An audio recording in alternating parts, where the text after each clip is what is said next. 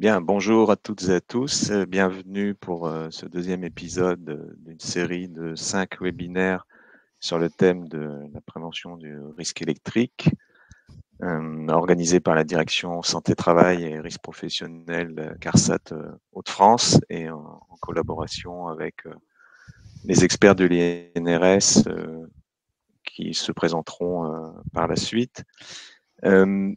Donc, série de 5 webinaires.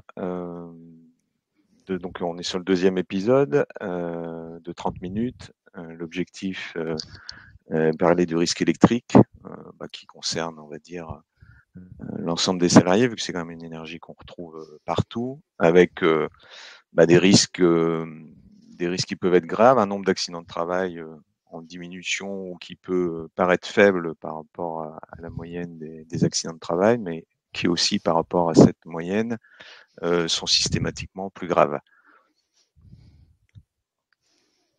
Donc en ce qui concerne la CARSAT Hauts-de-France, très rapidement, 3 grandes missions. Bien sûr, la retraite, l'accompagnement des assurants en difficulté, notamment au travers du service social. Et pour ce qui nous concerne, la prévention et la tarification des risques professionnels. Donc la CARSAT, Caisse d'assurance retraite et santé au travail. Avec donc pour le service, pour la direction santé-travail et risque professionnel, l'objectif d'accompagnement des entreprises avec différents outils, des unités d'expertise, des accompagnements d'ordre aide financière et notamment aussi de la documentation et de la formation. Et si vous voulez plus de renseignements, je vous laisserai consulter notre site internet www.carsat-hdf.fr. Concernant les experts de l'INRS, je pense qu'ils feront rapidement la présentation de l'INRS à l'occasion de la participation notamment de Sandrine Hardy qui va présenter la deuxième partie, et j'ai le privilège de vous présenter la première partie de ce webinaire. Donc, il y aura 4 grands chapitres pour qui est habilité et qui habilite et qui est habilité, la démarche d'habilitation. Et ensuite, je laisserai la parole donc à Sandrine Hardy pour la partie formation et suivi habilitation et suivi de l'habilitation. Pour cette première partie, donc, qui concerne la place de l'habilitation dans la prévention du risque électrique, donc c'est le deuxième webinaire d'une série de 5 qui va parler de l'ensemble du risque électrique, avec notamment différents interlocuteurs, le maître d'ouvrage avec certaines obligations, l'employeur et l'habilité. Vous voyez que c'est un ensemble de mesures de prévention, de dispositions dans laquelle se trouve l'habilitation électrique, qui est qu'une petite partie de toute cette démarche de prévention du risque électrique. Donc il ne faut pas que ça vienne occulter l'ensemble de cette démarche qui a été abordée dans le premier webinaire, et ici le deuxième et troisième qui seront consacrés à l'habilitation en particulier. Donc le premier webinaire, vous pouvez le consulter en replay sur la chaîne YouTube de la CARSAT Hauts-de-France.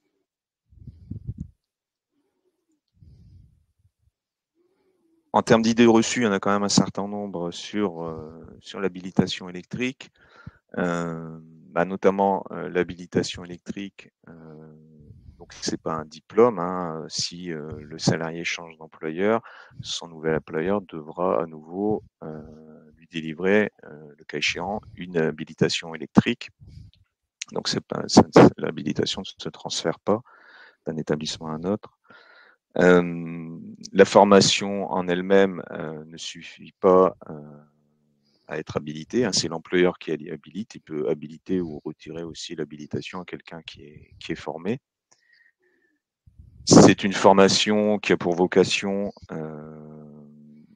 d'être sensibilisé au risque électrique et de savoir se prémunir vis-à-vis du risque électrique.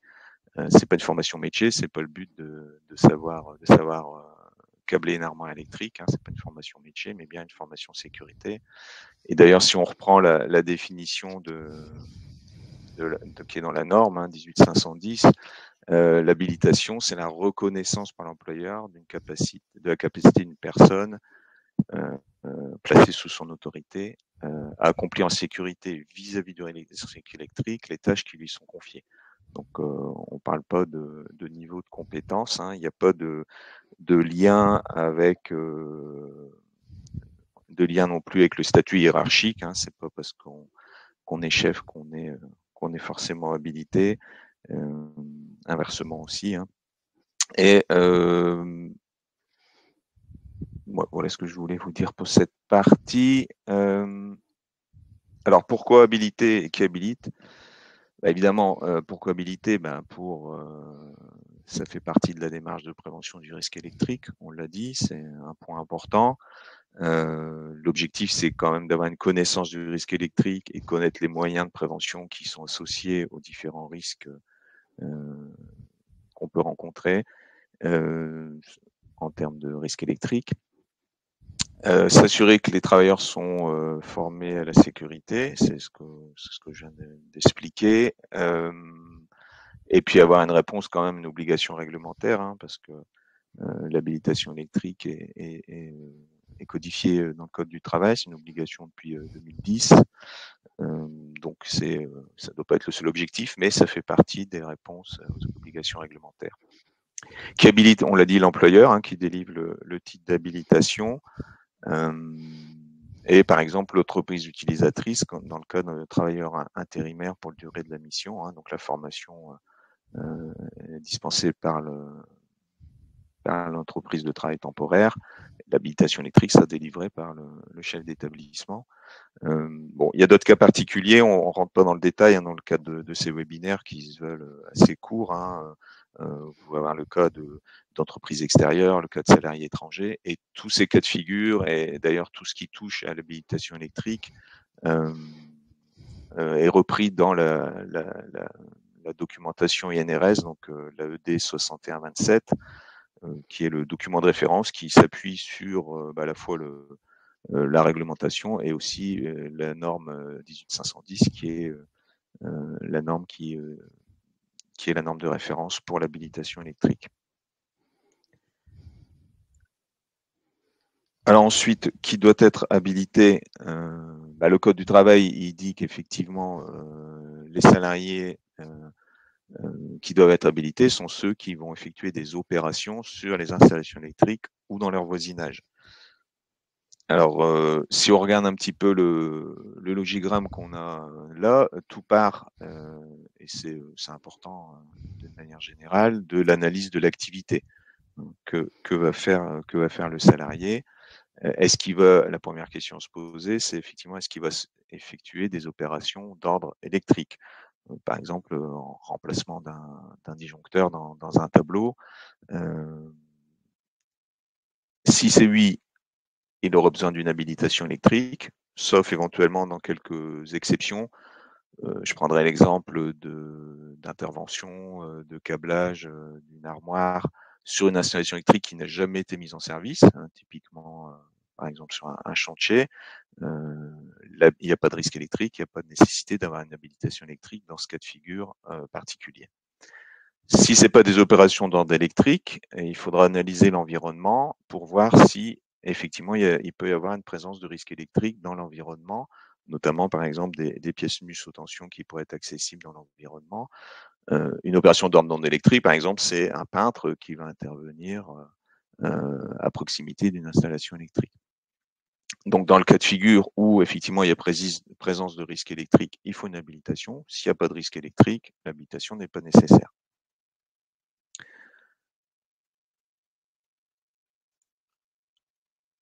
Donc, en ce qui concerne maintenant un peu plus précisément la démarche d'habilitation en elle-même, donc tout ça, c'est effectivement décrit c'est un logigramme qui est issu d'ailleurs de la brochure INRS 6127. On va la détailler un peu ensuite, les différentes étapes. Donc, c'est une brochure qui est lisible par tous. Il n'y a pas besoin d'avoir de connaissances particulières en électricité. C'est une démarche de bon sens, ce qui est bien. Et donc, c'est l'employeur donc qui doit délivrer cette habilitation électrique, mais il faut qu'il sache pour ça, effectivement, quelles sont les missions précises que va faire le salarié. Donc, faut quand même, si c'est par exemple un DRH hein, ou quelqu'un des ressources humaines qui doit gérer cette habilitation, il faudra peut-être que cette personne puisse se renseigner auprès du service maintenance ou du service concerné sur le type d'opération que va réaliser précisément le salarié. Donc, si on revient un peu plus sur ces étapes, les premières étapes, effectivement, on l'a déjà dit, tout part de l'analyse de l'activité et aussi à mettre en adéquation avec les compétences et les aptitudes du salarié à réaliser ces tâches. Hein. Donc, c'est vraiment la question cruciale, c'est la question de départ, parce que si l'employeur juge que le salarié n'a pas les compétences, c'est pas la peine d'aller plus loin. C'est les compétences au sens large, hein, au sens métier, au sens aussi de l'aptitude médicale, qui est quand même un point important, et aussi éventuellement du savoir-être, si on a une habilitation, quelqu'un qui va encadrer une équipe, quelqu'un qui va devoir manager une équipe, faut qu'il ait des capacités. Donc, pour répondre notamment à cette première question cruciale, ce qui sera important, c'est de effectivement bien faire le recueil d'informations. Et pour ça, il y a une annexe, c'est l'annexe 8.4 dans la documentation de l'INRS, donc 6127 toujours, qui va, alors là, c'est qu'un petit extrait, hein, ce que vous voyez à l'écran, c'est une annexe donc, qui va vous permettre, en tant qu'employeur, de faire tout ce recueil d'informations. Donc, ça va aider à poser les bonnes questions. Ça va aussi aider dans l'échange avec les organismes, les organismes de formation qui vont délivrer la formation préparatoire à l'habilitation électrique.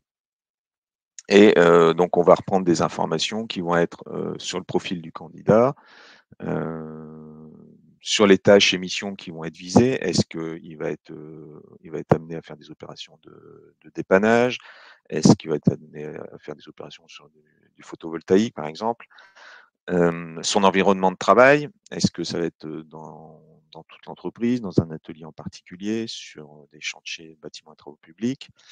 Le domaine électrique, notamment haute tension, basse tension, et la demande de l'entreprise, évidemment, si c'est une formation initiale ou éventuellement un recyclage. Pour la suite de la démarche, on va aborder donc la formation dans le détail, l'habilitation, le type d'habilitation et le suivi de l'habilitation. Et pour ça, je vais laisser la parole à Sandrine Hardy de l'INRS. Merci. Merci Guillaume pour cette présentation donc, de la démarche d'habilitation. Donc je prends la suite pour vous parler de formation et de suivi. Donc je suis Sandrine Hardy, je travaille à l'INRS en tant qu'experte d'assistance conseil en risque électrique. Je vais donc vous parler de formation, de suivi et je répondrai ensuite à toutes vos questions avec mon collègue Mimoun Jalad qui vous suit déjà dans le chat. J'en profite pour vous rappeler que vous pouvez poser vos questions tout de suite dans l'onglet questions. Alors, la formation préalable à l'habilitation. Donc, on l'a vu, hein, il y a toute une démarche à faire avant même de choisir la formation et notamment d'analyser la tâche à réaliser par le travailleur et l'environnement dans lequel cette tâche se déroulera. Donc, cette formation, dans un premier temps, il faut qu'elle soit adaptée à cette activité et à cet environnement qu'on aura donc analysé au préalable. Et donc ça veut dire qu'il va falloir choisir un symbole d'habilitation. En effet, hein, il n'y a pas une habilitation électrique, il y a plusieurs symboles qui existent en fonction des environnements. Est-ce que c'est de la basse tension, de la haute tension, et également en fonction des activités. Cette formation, alors c'est une question qui revient assez souvent, elle peut être faite soit en interne, soit par un organisme de formation. L'employeur a totalement le choix. Elle peut être faite en interne. Il y a un petit bémol quand même pour les travaux sous tension, où là, il faut que ce soit fait par un organisme agréé, mais pour la majorité des symboles, c'est l'employeur qui choisit. Ce qui est obligatoire en revanche, c'est que cette formation ait une partie théorique et une partie pratique. Donc notamment quand on me demande est-ce que la formation peut être faite 100% en e-learning, ben, la réponse va être non, parce que la partie pratique ne peut pas être faite à distance, contrairement à la partie théorique. Cette partie pratique, elle doit être faite dans un environnement représentatif de l'environnement de travail réel. Elle doit avoir une durée adaptée et il faut un formateur compétent, que ce soit en interne ou par un organisme de formation. Il y a des compétences recommandées pour le formateur. Vous retrouvez tout ça dans notre brochure 6127 qui vous a été présentée précédemment. Ensuite, une formation, ça passe forcément par une évaluation des acquis, donc à la fois évaluation des savoirs et des savoir-faire. Là encore, c'est la partie pratique qui va permettre d'évaluer les savoir-faire. Et à l'issue, le formateur va délivrer un avis après formation. Donc on vous le disait en introduction, ce n'est pas le formateur qui habilite, c'est l'employeur, mais pour habiliter, l'employeur va s'appuyer sur cet avis après formation, et donc notamment l'avis du formateur sur la réussite ou non de l'apprenant à l'évaluation. Alors, il existe plusieurs types de formations. Il y a deux grandes familles. Les formations un peu catalogues et les formations spécifiques. Les formations catalogues, ce sont celles que l'on retrouve à l'externe, qui sont animées par des organismes de formation.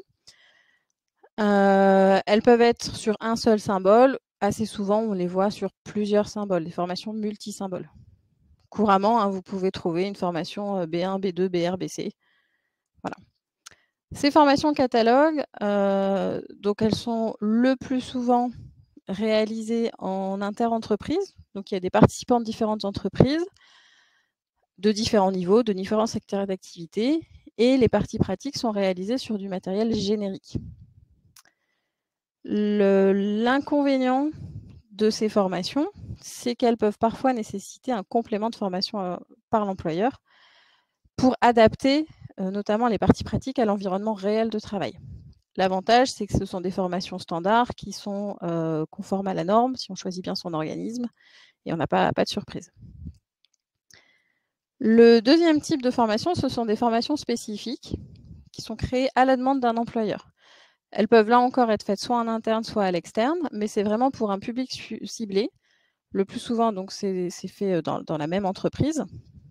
Et le gros avantage de ces formations spécifiques, c'est qu'on prend en compte le travail réel des salariés.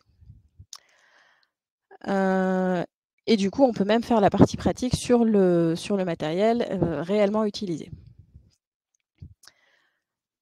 Je vois dans le chat que Lucie nous demande si la formation est faite en interne, comment est-ce qu'on peut valider le programme ou le contenu.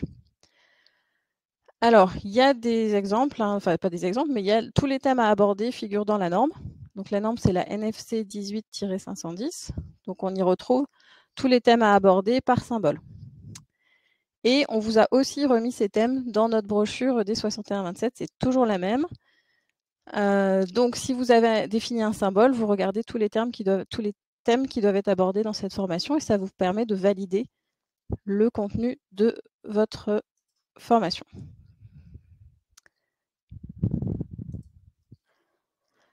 Alors, et on a une autre question, parce que comme je vous ai dit que ça pouvait être fait en interne ou en externe, quelles exigences pour le formateur interne? Les mêmes que pour le formateur externe. Et là, on les retrouve également dans notre brochure, donc c'est au paragraphe 5.3 de la brochure. Alors, pour synthétiser un peu cette partie formation, comment est-ce que vous pouvez choisir une formation? Eh bien, la première chose à faire, c'est d'évaluer les besoins en formation. Donc ça doit être fait par l'employeur.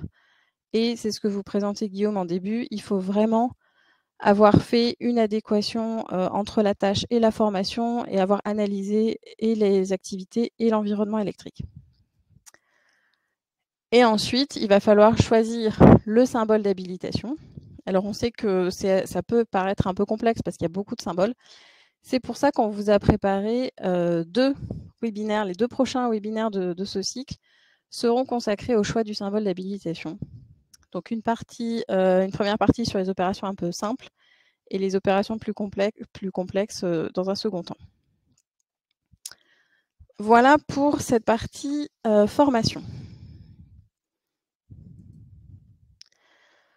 Une fois que les travailleurs ont suivi cette formation, l'employeur va pouvoir habiliter le travailleur. Alors, la première chose à faire, c'est déjà de remplir le titre d'habilitation. Donc, pour le remplir, l'employeur doit s'assurer que le symbole correspond bien à l'activité et à l'environnement électrique. Il doit s'assurer des connaissances du travailleur, à la fois des connaissances métier et sécurité. Pour les connaissances sécurité, pardon. Donc ça est fait lors de la formation préalable à l'habilitation. Donc il faut évidemment avoir un avis positif du formateur avant d'habiliter.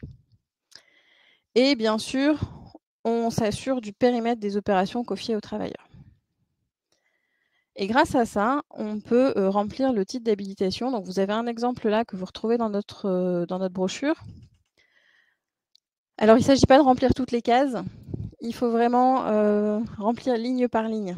Donc si la personne, on lui confie des opérations de chargé de consignation, vous allez remplir la ligne chargé de consignation.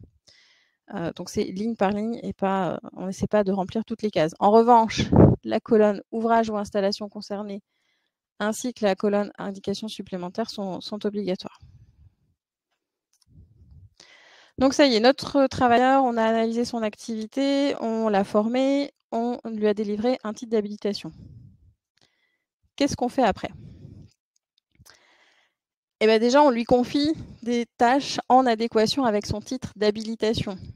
Ça paraît logique, mais c'est quand même essentiel.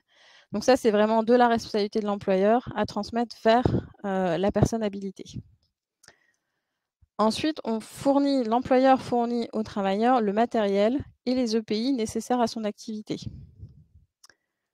Donc, parmi les EPI, on peut penser au casque, on peut penser aux gants isolants, aux tapis isolants, etc. Au VAT aussi, au vérificateur d'absence de tension, qui est indispensable pour réaliser des opérations. Et à chaque opération, il va falloir que l'employeur analyse les risques, prépare le travail, définir les modes opératoires à utiliser et donne les instructions appropriées aux travailleurs. Je rappelle que d'ailleurs, les instructions génériques pour toutes les opérations doivent figurer dans un carnet de prescription qui doit être remis au travailleur en même temps que son titre d'habilitation. Ça, c'est une obligation réglementaire. Donc voilà, donc on ne se limite pas à la signature du titre, on va un peu plus loin que ça, dans l'organisation du travail, dans les EPI à fournir, dans le carnet de prescription également à donner. Et je vous rappelle également que les personnes habilitées bénéficient d'un suivi individuel renforcé, suivi médical.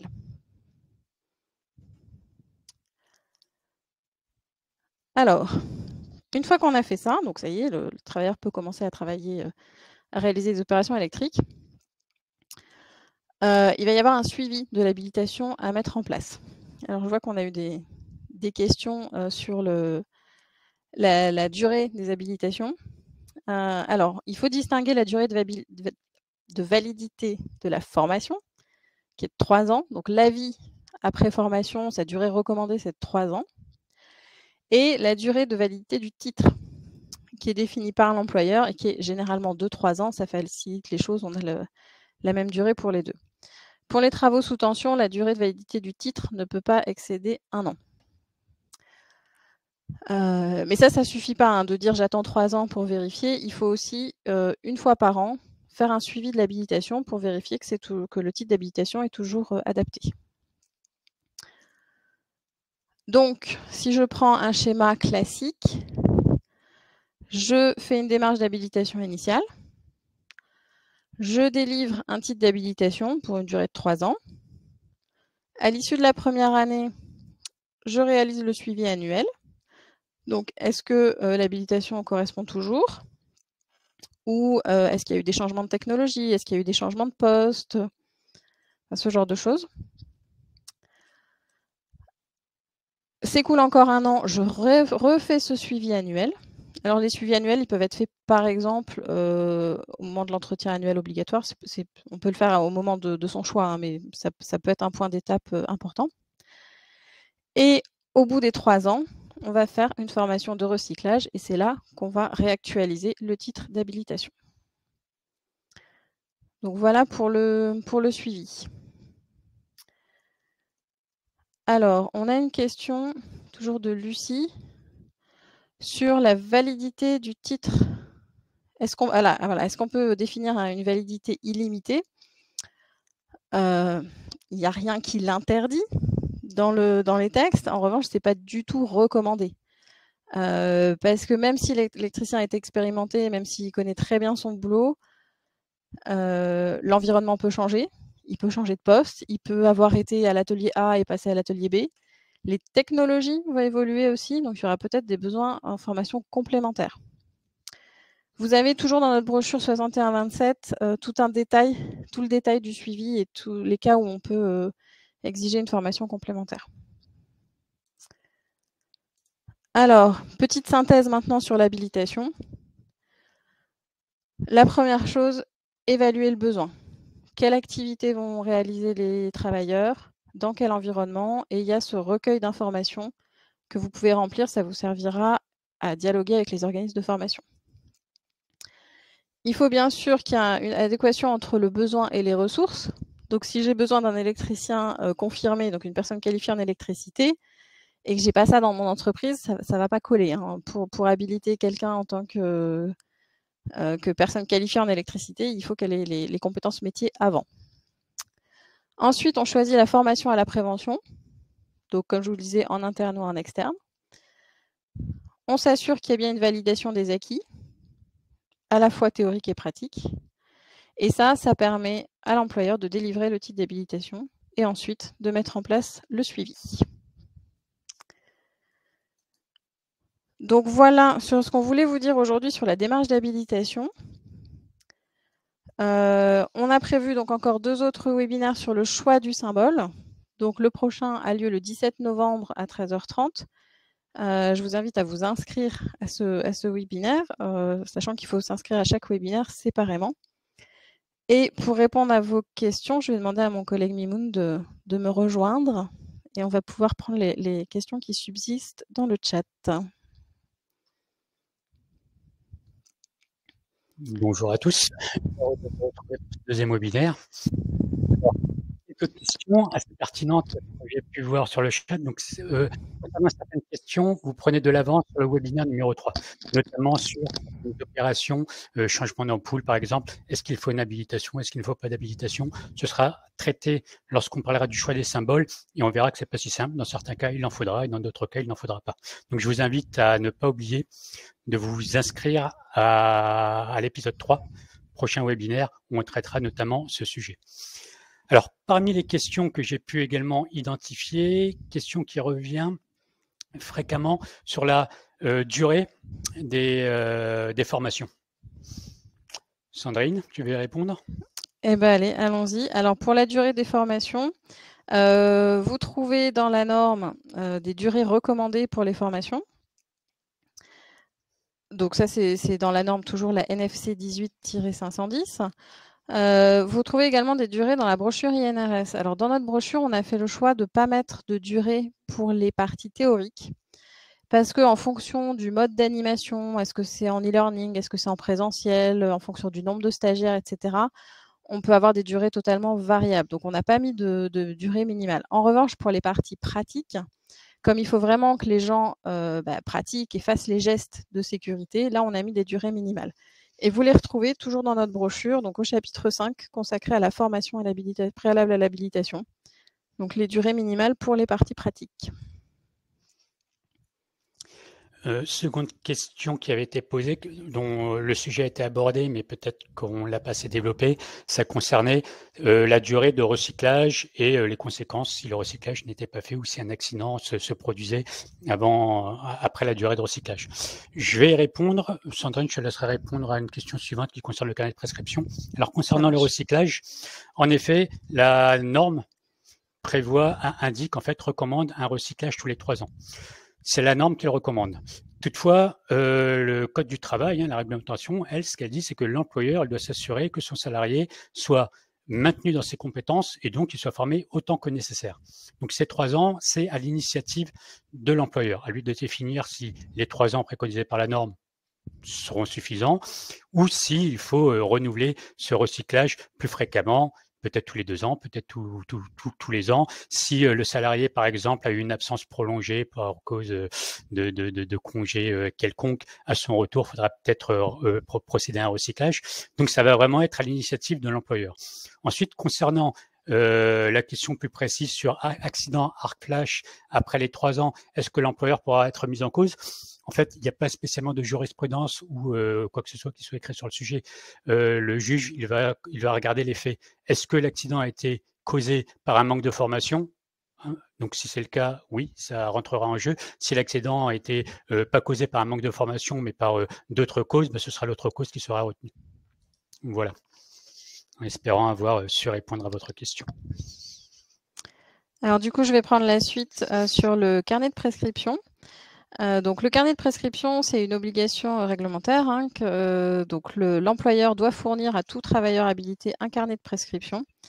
On va dans le sens des principes généraux de prévention de donner les instructions appropriées aux travailleurs. Donc dans ce carnet, il va y avoir les instructions pour travailler en sécurité dans les différents cas de figure. Alors, qu'est-ce qu'on met concrètement dans ce carnet? Donc c'est toujours mieux de le faire sur mesure et de l'adapter aux situations réelles de travail. Maintenant, vous pouvez également acheter des carnets qui sont déjà prêts sur mesure. Il y a des éditeurs spécialisés qui proposent ces carnets avec les instructions essentielles correspondant au symbole. Et vous n'aurez plus qu'à compléter par des instructions spécifiques à votre site. Je donne un exemple. Si avant d'intervenir dans votre structure, il faut que la personne ait un bon d'intervention, vous allez le faire figurer dans le carnet de prescription. Donc, vous allez pouvoir adapter comme ça les carnets de prescription du commerce. Donc, il est obligatoire d'en fournir un. Le contenu n'est pas réglementé, mais en tout cas, il faut que le travailleur ait les instructions appropriées. Voilà, il me semble que nous avons répondu à l'ensemble des questions qui avaient été posées sur le chat. Si vous en avez des complémentaires, c'est le moment ou jamais. De toute façon, vous savez que l'INRS reste à votre service et vous pouvez poser toutes vos questions d'assistance, que ça concerne l'électricité ou non, directement depuis le site web de l'INRS. On sera ravis de vous répondre. Très bien, merci à toutes et à tous pour votre participation. Merci à l'INRS pour toutes ces réponses. On vous donne donc rendez-vous le 17 novembre pour la suite de cette série de webinaires. Bon après-midi, au revoir. Bon après-midi à tous. Merci à tous, bon après-midi, au revoir.